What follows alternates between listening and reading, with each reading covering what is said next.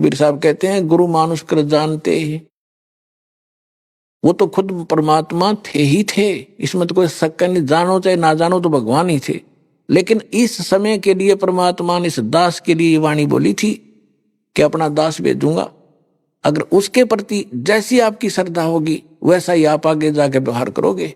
तो ये जो सच्चा ज्ञान और ये ज्ञान भगवान ही दे सकता है, और भगवान के द्वारा उसका दास भेजा हुआ दे सकता, तीसरा इस पृथ्वी पर यू ज्ञान नहीं दे सकता, ना आज तक दिया ना दे सका। तो वो ज्ञान आज दास आपको वो गाइडलाइन बता रहा हूं जहां आप हवल होते हो और जिस कारण से आप इस भक्ति गेम में फेल हो जाते हो। अब क्या बताया परमात्मा ने कि गुरु गोविंद कर जानियो रहियो शब्द समाए, मिले जब दंडवत बंदगी नहीं पल पल ध्यान लगावे।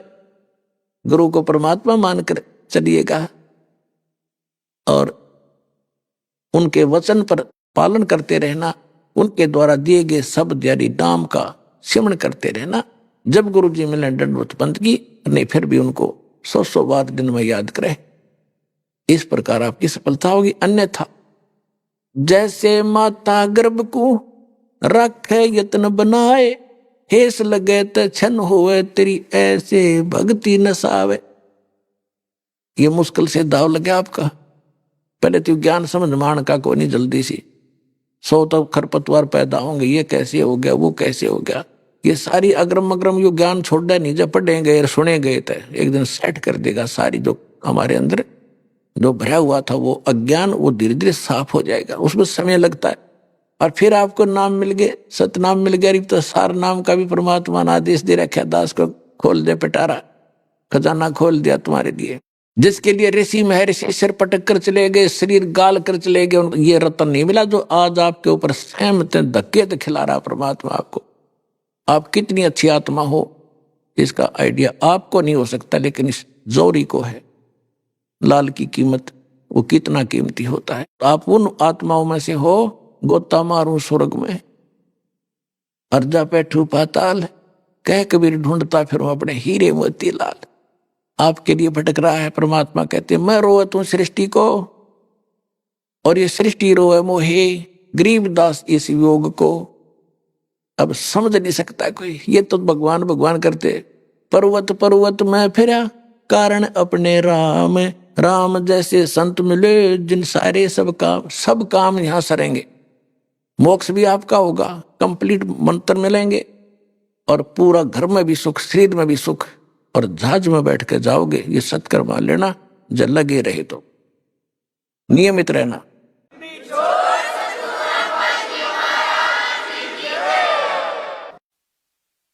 परमपिता परमात्मा पूर्ण ब्रह्म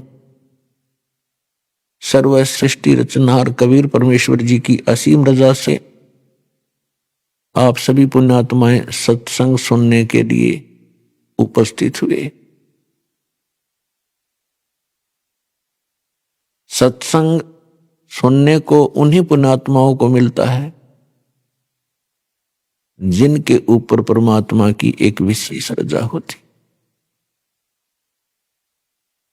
अन्यथा ये इंसान कितना ही चतुर बना रहे, कितनी उसकी महिमा बनी हुई हो, कितना ही वो धनी हो, कितना ही वो राज्य पद पर उपस्थित हो, जब तक इस प्राणी को सत्संग नहीं मिलेगा, इसका मानव जीवन व्यर्थ है।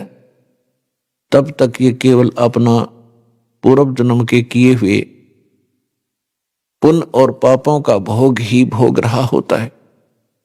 भविष्य का उसके पास कोई भी विकल्प नहीं होता। जो मनुष्य जीवन का मुख्य उद्देश्य है उसका ज्ञान उसको नहीं हो पाता, जो प्राणी सत्संग में नहीं आता। प्रथम तो मानव शरीर बहुत ही दुर्लभ बताया है। सभी सदग्रंथों ने, सभी महापुरुषों ने और स्वयं परमेश्वर ने भी आकर हमें यही राय दी है, मानुष जन्म दुर्लभ है, ये मिले न बारंबार, तरवर से पत्ता टूट गिरे वो बोर न लगता डर। मानुष जन्म पाए कर जो नहीं रटे हरि नाम, जैसे कुआ जल बिना बनवाया क्या काम।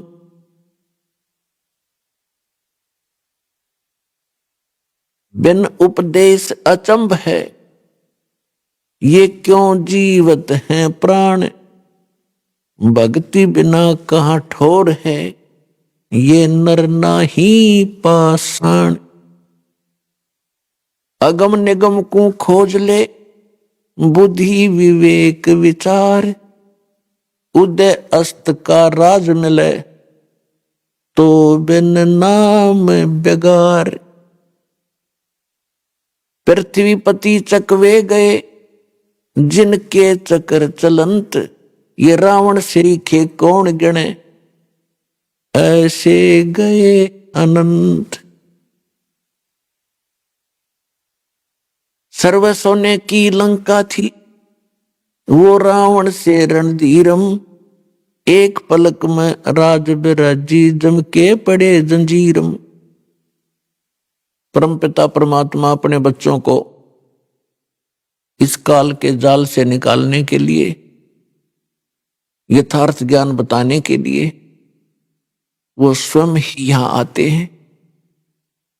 और जब परमात्मा आते हैं तब तक हम इन काल के दूतों द्वारा अज्ञान के अंदर इतने ओतप्रोत कर दिए जाते हैं कि हम उस ज्ञान को सुनना भी पसंद नहीं करते। आज से 600 वर्ष पहले परमात्मा इस कलयुग में स्वयं आए थे, सन 1398 में। और सन 1518 तक 120 वर्ष कबीर परमेश्वर जी एक जुलाहे की भूमिका करके और साथ में ये तत्व ज्ञान प्रचार किया करते थे। उस समय परमात्मा हमें यही ज्ञान दिया करते थे कि तुम यहां के वासी नहीं हो। और वो परमात्मा जिन महापुरुषों को मिले हैं उनको भी यही ज्ञान दिया, उनको अपने से परिचित कराया। उनमें से कौन कौन वो महापुरुष हैं कलयुग के अंदर जो दास के नॉलेज में है, तो उन महापुरुषों को परिचित कराया अपने से। तो वो महापुरुष कौन कौन हैं? आदरणीय धर्मदास साहिब जी, आदरणीय मलुकदास साहिब जी, आदरणीय नानक देव साहिब जी, आदरणीय दादू साहिब जी, आदरणीय गरीबदास साहिब जी, गांव छुड़ानी जिला झज्जर हरियाणा वाले, आदरणीय गीसा दास साहिब जी, गांव खेकड़ा जिला बागपत उत्तर प्रदेश वाले, आदरणीय स्वामी रामानंद जी काशी वाले। इन महापुरुषों को परमात्मा मिले और उन महापुरुषों ने भी परमात्मा से प्राप्त ज्ञान को हमारे को बताने की चेष्टा की, लेकिन हम नहीं समझ सके इसका कारण क्या था।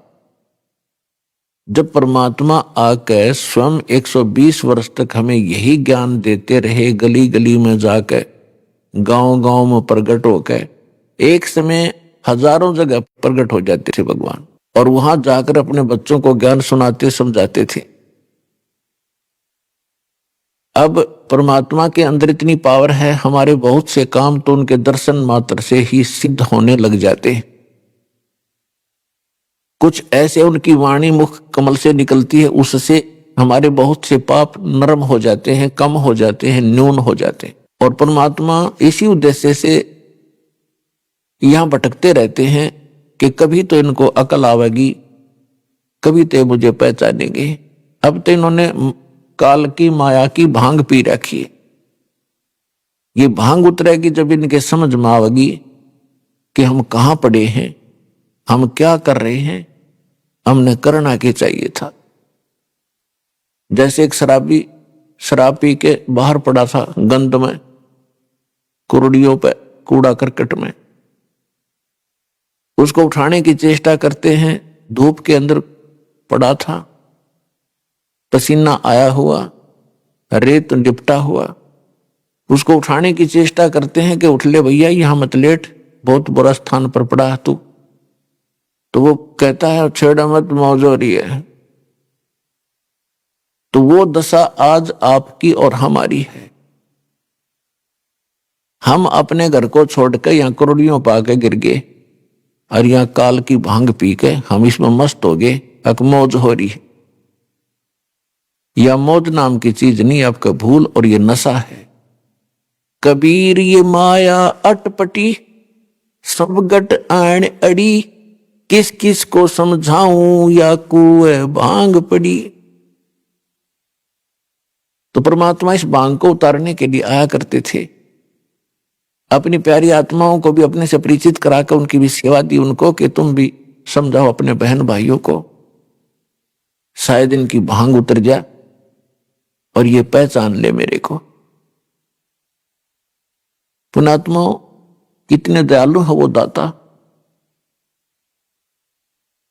स्थान स्थान पर प्रकट होकर 600 वर्ष पहले एक दिन में हजारों प्लेस स्थानों पर प्रकट होकर ज्ञान दिया करते थे। परमात्मा के दर्शन से भी हमारे बहुत से पाप नाश होते हैं। कुछ पाप ऐसे हैं जो परमात्मा की इस वाणी के पाठ पठन और श्रवण से ही हमारे समाप्त होते हैं। कुछ पाप ऐसे हैं जो नाम के सिमरन से ही कटा करते हैं। कुछ पाप ऐसे हैं जो प्रणाम करने से भी खत्म होते हैं। तो इस प्रकार हम युगों युगों से बहुत ज्यादा रोगग्रस्त हो गए हैं। हर प्रकार के पाप हमारे अंतःकरण में समाये हुए हैं। इनका नाश करने के लिए हमने ये सभी तरीके अपनाने पड़ेंगे। जैसे कोई कपड़ा मैला है, थोड़ा मैला है, या वैसे ही रेत लगा है तो झाड़ देने से भी वो ठीक हो जाता है। थोड़ी बहुत मिट्टी लगी है तो पानी से धो दो, साफ हो जाता है। कुछ अधिक मैला हो गया है तो साबुन प्रयोग करना पड़ेगा, तभी वो उज्जवल होगा। और भी कहीं दाग लगा है तो उसको ड्राई क्लीन ही करानी पड़ेगी। तो इस प्रकार इस सारे प्रोसेस को अपना कर तभी हम उस कपड़े को उज्जवल कर पाते हैं। ठीक इसी प्रकार हमारे अंतःकरण में युगों युगों के ये पाप जमा हो गए, अंतःकरण मलिन हो गया। इसकी सफाई के लिए हमने ये सभी तरीके अपनाने पड़ेंगे। कौन कौन से? 500 यज्ञ करनी पड़ेंगी। एक यज्ञ है धर्म की, दूजी यज्ञ है ध्यान, तीजी यज्ञ हवन की, चौथी यज्ञ प्रणाम और यज्ञ 5वीं ज्ञान है। समझे कोई बिरला दास। ज्ञान यज्ञ है ये सत्संग स्वाध्याय जो हम किया करते थे पहले। कोई गीता जी का पाठ करता था, कोई जप जी का पाठ करते हैं, कोई वेदों के कुछ मंत्र लेकर उनको नित्य पठन पाठन करते हैं। और ये ज्ञान यज्ञ है। और मुसलमान भाई जो 5 वक्त की नमाज करते हैं, ये भी ज्ञान यज्ञ है। और साथ में वो सजदा करते हैं, ये भी प्रणाम है। वो केवल 2 ही यज्ञों का फल प्राप्त करते हैं, लाभ प्राप्त करते हैं। और हमारे यहां अपने जैसे सिख धर्म के अंदर है, भंडारा करते हैं, गुरु ग्रंथ साहिब जी को प्रणाम करते हैं और जप जी साहिब का पाठ करते हैं या गुरु ग्रंथ साहिब का पाठ करते हैं। ये 3 यज्ञों का लाभ उठाते हैं। और जो मंत्र जाप करते हैं, वो मंत्र जब तक हम सही मंत्र नहीं हमें मिलेगा तो अन्य मंत्रों के जाप करने का वो लाभ नहीं होता। और अपने यहां जो हिंदू धर्म के अंदर हमारा कोई निश्चित अभी तक कोई ठिकाना नहीं था कि हनुमान जी का मंदिर दिखा, वहां माथा टेक दिया, प्रणाम कर दी। प्रणाम भी ठिकाना हो, यानी उस इष्ट को हो जो कुछ करण जोगा हो, तब उस पर प्रणाम यज्ञ का फल होता है। तो यहां पर जो वेदों के ज्ञाता थे, वेद पढ़ा करते थे, इन्होंने कुछ एक ने, जैसे हमारे घर घर में प्रत्येक के पहले एक जोत जला करती देसी घी की, वो हवन यज्ञ था। अपना पाठ करते थे गीता जी का, तो वो ज्ञान यज्ञ था। यदि हम कोई अन्य पढ़ते थे, हनुमान चालीसा, गणेश जी की आरती या अन्य, तो वो ज्ञान यज्ञ नहीं था। तो ज्ञान यज्ञ वही होता है जो यथार्थ धर्म ग्रंथों से हम उसका अध्ययन करते हैं, सब अध्याय करते हैं। तो यहां हमने 500 यज्ञ मिलती है। एक यज्ञ है धर्म की, जैसे आप देख रहे हो भंडारा चलता है भगवान का, सदा व्रत दिन रात चल रहा है। एक यज्ञ है धर्म की, दूसरी यज्ञ है ध्यान, यानी हम परमात्मा का चिंतन जो करते हैं उसकी याद बनी रहती है, वो हमारा ध्यान यज्ञ है। और तीसरी यज्ञ हवन की, यहां आप देखते हो ज्योति जलाई जाती है एक समागम में। यहां पर लगभग 8, जैसे अब के 8 क्विंटल घी का हवन होगा, 800 किलो। तो ये हवन यज्ञ है। पुण्यात्माओं, अभी तक हम भक्ति कर जरूर रहे थे, पर रीस करा करते, भक्ति नहीं थी। परमात्मा कहते हैं, जिन हर जैसा सुमरिया, ताको तैसा लाभ, ओसा प्यास न भाग ही, जब तक दसे न आवे। जिन हर जैसा सुमरिया, जिन्होंने जैसी भक्ति या सेवा सिमरन यज्ञ धर्म किए, उनको उतना ही लाभ मिला। जैसे ओस के चाटने से प्यास नहीं बुझ सकती, जीभ गिल्ली हो सकती है बस। और जब लग दसे नहीं आब, जब लग गट गट 2-3 गिलास पानी नहीं पी लेगा, प्यासा व्यक्ति ओस चाटने से प्यास नहीं बुझे। अभी तक हम ओस चाट रहे थे और सतलोक आश्रम में आपको अब वो गिलास के गिलास पीने को मिल रहे हैं।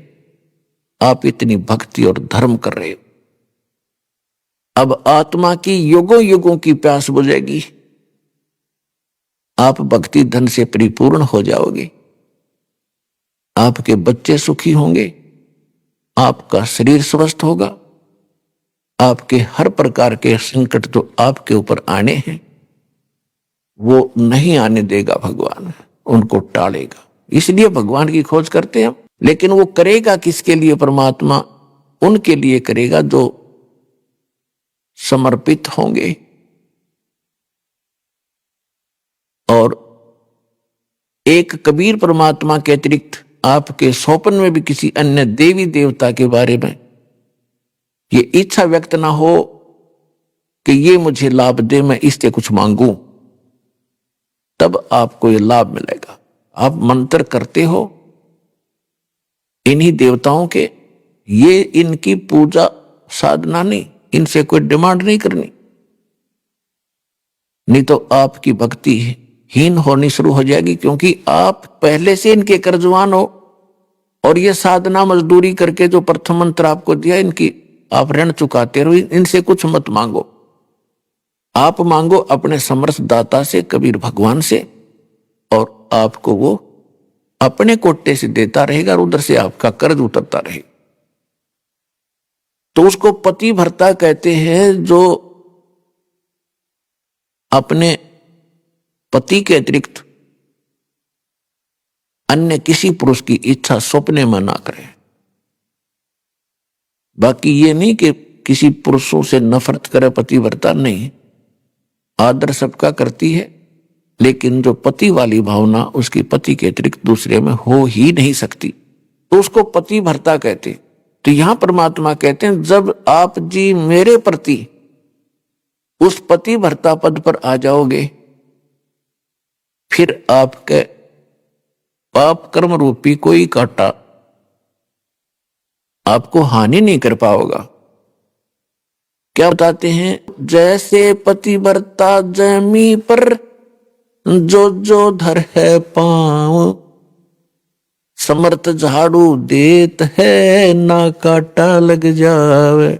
आदरणीय गरीबदास साहिब जी अपने समर्थ परमात्मा कबीर जी की महिमा किस प्रकार सुनाते हैं कि जिसमें आप परमात्मा पर इतने आश्रित हो जाओगे और कबीर भगवान के अतिरिक्त आपको कोई परमात्मा दिखाई नहीं देगा जो आपका संकट निवारण कर दे। वैसे तो सच्चाई भी यही है, लेकिन आपका कद समझ में आवेगी वो उसके लिए कहा है। तो उसके लिए बताते हैं, जैसे पति भरता जमी पर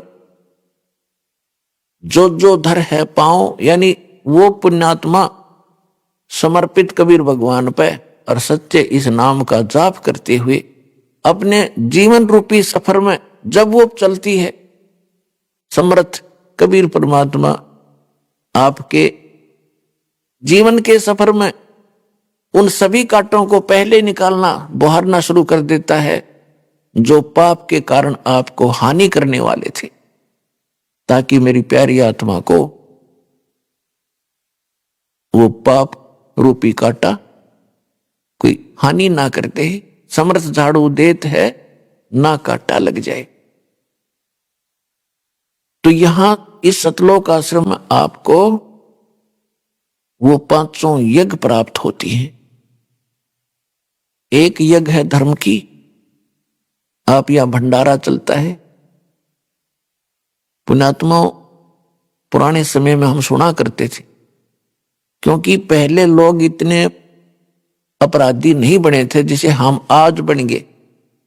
हम शिक्षित हो। अब जैसे दास ने एक प्रश्न और सुना था कि आज तक हम परमात्मा को क्यों नहीं समझ सके, क्यों नहीं पहचान सके, क्योंकि हम अशिक्षित रहे। और अशिक्षित होने के कारण हम उन्हीं लोगों को महत्व देते रहे जो संस्कृत बोला करते, और घनी ज्यादा स्पीड से जो बोल देता तो हम सोचे ये तो भगवान उतर गया और इसने वेदों को सही जाना, गीता जी को। तो उसकी बात को हमने फाइनल मान लिया कि ये विद्वान पुरुष है, इन्होंने वेदों और गीता पुराणों को पढ़ा है, ये जो बता रहा सही है।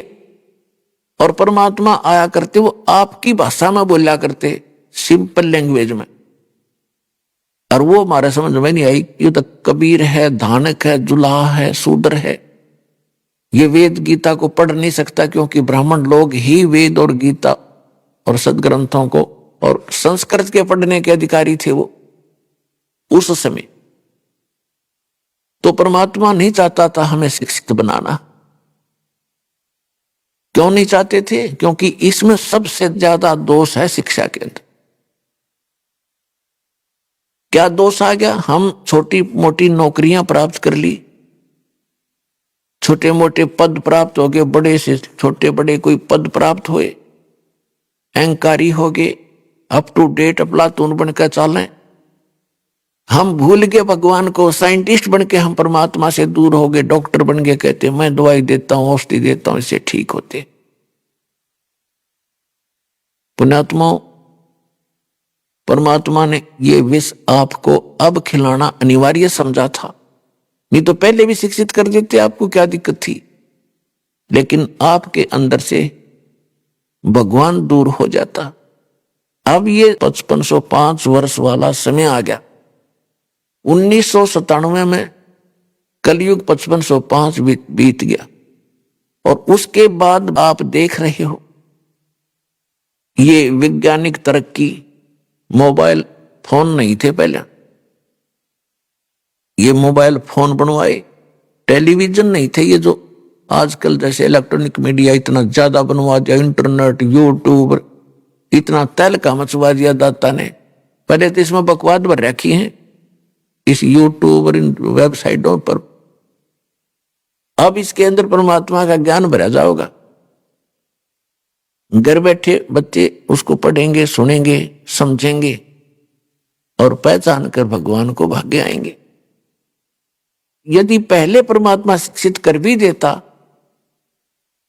तो परमात्मा का जो वचन था कि 5505 वर्ष जब बीतेगा तब मैं अपने ज्ञान को ओपन करूंगा, तब तक मैंने सारा मंत्र सही भी पर ये छुपा रखे हैं, क्योंकि तब तक हम घने दुखी नहीं हुए थे। सतयुग त्रेता द्वापर में ये जीव दुखी नहीं होता, और जब तक ये दुखी नहीं होता भगवान नहीं चाहता। फॉर्मेलिटी तो आत्मा शुरू से ही करती आ रही है, क्योंकि ये भगवान की अंश है और परमात्मा के बिना यह रह नहीं सकती। उसके लिए काल ने बहुत बड़ा जुगाड़ जोड़ रखा है। इसके लिए नरे ठग संत बैठा दिए, जगह जगह पर पता नहीं कितने प्रकार के ये